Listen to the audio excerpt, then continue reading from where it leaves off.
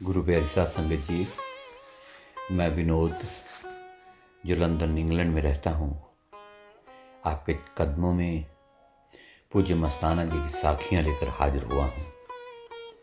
आज यहाँ जिन जिन साखियों की हम चर्चा करेंगे उनकी तफसील कुछ इस तरह है। हजारी तो खुश है ना, साखी नंबर 2 दर्शन करने, साखी नंबर 3 जीवत समाधि, साखी नंबर 4 कोई बने तो सही। साखी हजारी तो खुश है ना। शहनशाहों के शहनशाह निरंकार सतगुरु जी डेरा अमरपुर धाम पधारे हुए थे। डेरा में सेवा का काम चल रहा था। पार ब्रह्म परमेश्वर दातार जी श्री हजारी लाल को अंदर से शक्ति देकर उससे कठिन से कठिन काम करवा रहे थे। श्री हजारी उस काम को करता, लेकिन प्रत्येक बार काम को देखकर मन ऊब जाता, क्योंकि शरीर थक जाता था। वह अपने काम को भी नौकरों से करवाता था। अतः वह काम कठिन काम अगर है तो अभ्यस्त न था।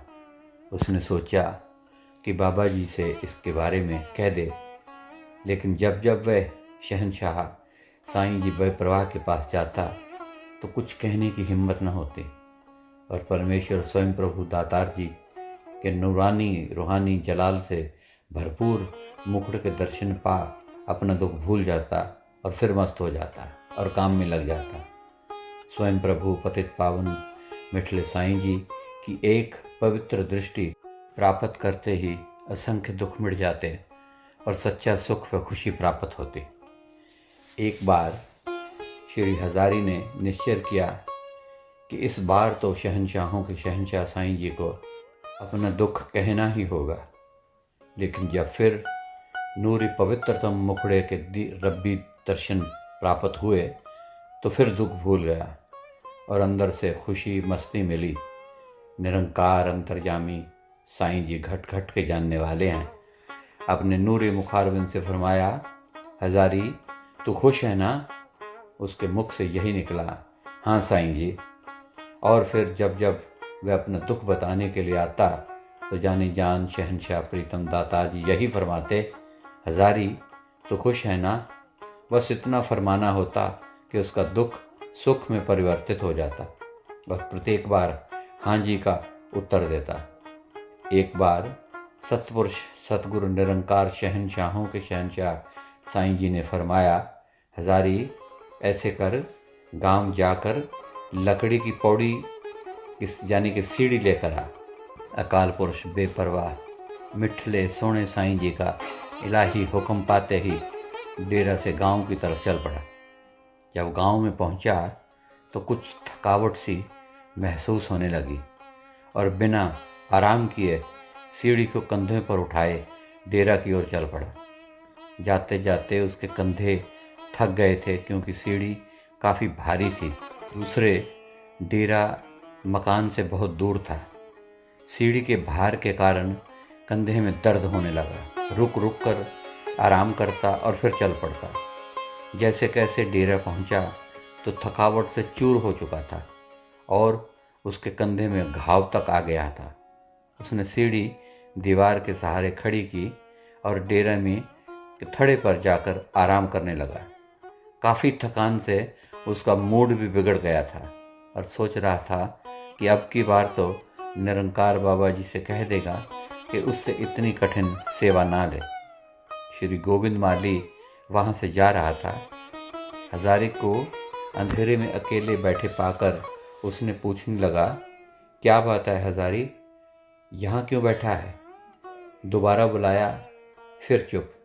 तीसरी बार बुलाया, वो थोड़ा नाराज होकर बोला, जा अपना काम कर, मन ने मत बुला। श्री गोविंद राम का उत्साह थोड़ा बढ़ा। पता नहीं क्या बात है। फिर पूछा, मन ने बताने वाली बात सह तो थारी मर्जी, कुछ बताओ तो बेरो पाट है। उसने कुछ ढीला होकर कहा, बात कुछ भी कोनी, पर है भी बहुत बड़ी। श्री गोविंद राम माली ने कहा, कुछ बताओगे तो बेरो पाटेगा, यहाँ क्यों करो थाम। फिर उसने अपने सारे मन का दुख बताया कि सतगुरु जी उससे बहुत कठिन काम करवाते हैं और वह थक जाता है। श्री गोविंद राम ने कहा, तो ये बाबा जी से कह दे जाके।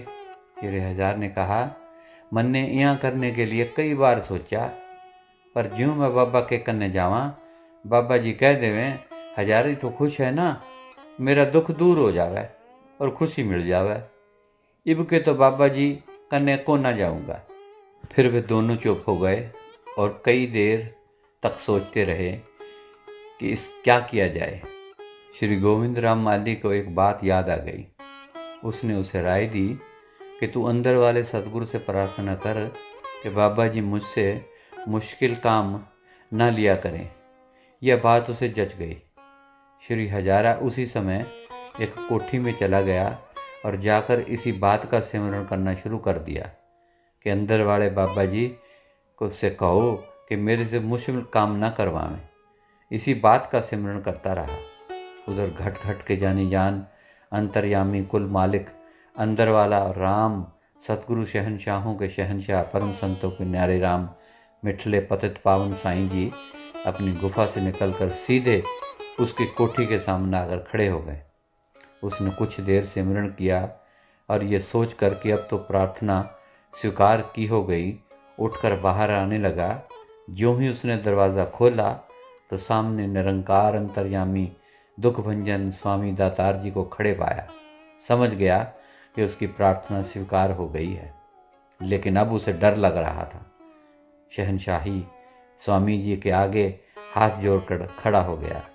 जानी जान सोने प्रीतम जी ने फिर फरमाया, हजारी तो खुश है ना? उसका सारा दुख दूर हो गया और बोला, हाँ जी। घट घट के जानी दिल पर प्रीतम सतगुरु सच्चे पातशाह जी बोले बनते हुए फरमाने लगे, हजारी तू कोठी में क्या करता था? वह झिझक रहा था कि क्या बताए। उसने कुछ समय रुककर सच्ची बात कह दी। सोने मोने सतगुरु सच्चे पातशाह अंतर्यामी साईं जी बहुत ही हंस रहे थे और उनकी हंसी इतनी मीठी होती कि मस्त बना देती थी। ऐसा सुख व खुशी प्राप्त होती कि बस बाबा जी हंसते रहे और उनके पर नूरी मस्त जलाल से भरपूर पवित्र चेहरे को देखते रहे। फिर अकाल पुरुष स्वामी जी ने हंसते हंसते फरमाया, तो वरी तू ये बता कि अंदर वाला सतगुरु आया? उसने उत्तर दिया, ना बाबा जी, वो तो कौन नहीं आयो। घट घट के जानी अंतर्यामी सच्चे पातशाह साईं जी ने फरमाया, तो वरी कौन आया? उसने उत्तर दिया, जी आप आए हो। उसकी बात समझ में ना आई और शहनशाहों के शहनशाह सतगुरु जी ने फरमाया, हजारी तेरे को एक बात बताते हैं कि अंदर वाला और बाहर वाला एक ही होता है।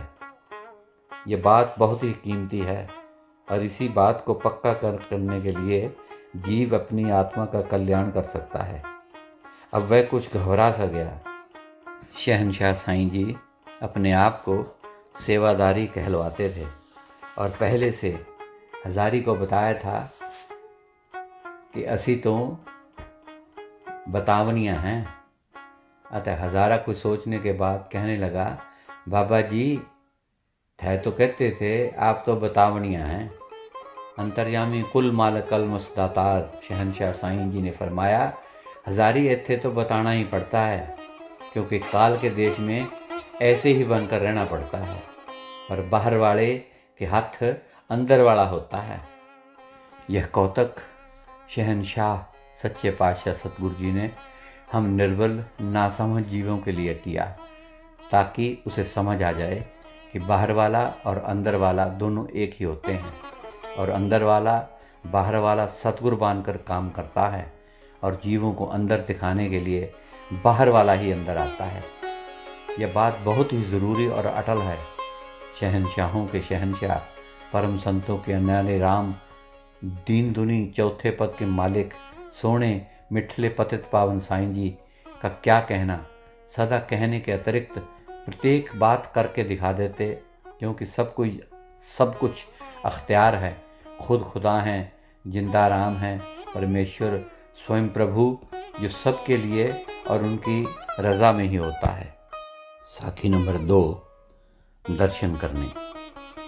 अकाल मूर्त साईं जी ने अपने नूरे मुखारबिन से फरमाया कि तुम जो सत्संग में चल कर आते हो, उस तरफ आने का एक एक कदम का फल सतगुरु देता है।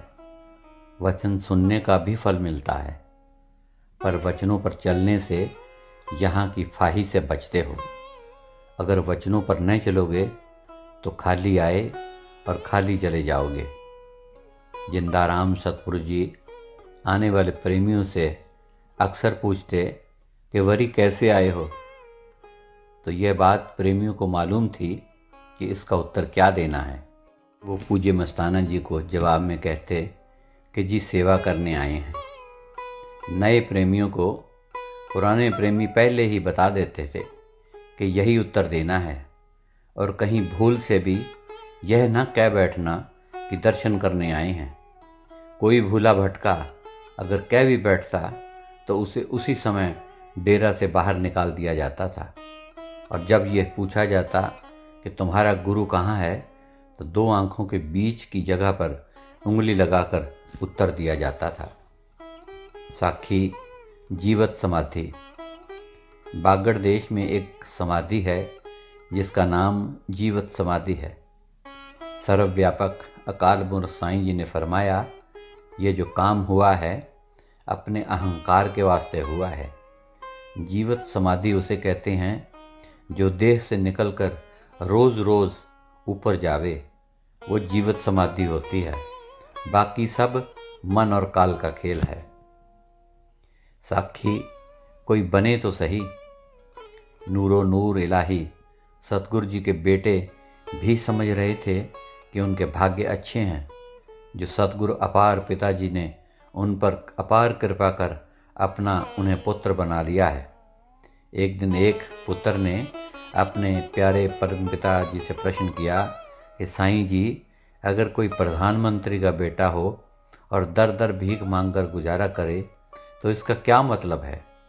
मुस्कुराती मीठी पवित्र नूरी रसना से फरमाया, अरे कोई प्रधानमंत्री का पुत्र तो बने सही, सब मक्कर ठगी करते हैं। उस प्रेमी का भाव रूहानियत की दौलत से था, और जो उसे उसी समय समझा दिया गया था। सो गुरु प्यारी साध संगत जी, ये थी आज की पवित्र साखियाँ। आज के लिए इतना ही। कल फिर मैं कुछ नई साखियाँ लेकर आपकी सेवा में हाजिर हूँगा। तब तक के लिए मुझे इजाज़त दीजिए और मेरी प्यार भरी धन धन सतगुरु कबूल कीजिए। धन धन सतगुरु तेरा ही आसरा, हाजर नाजर जिंदा राम तेरा ही आसरा।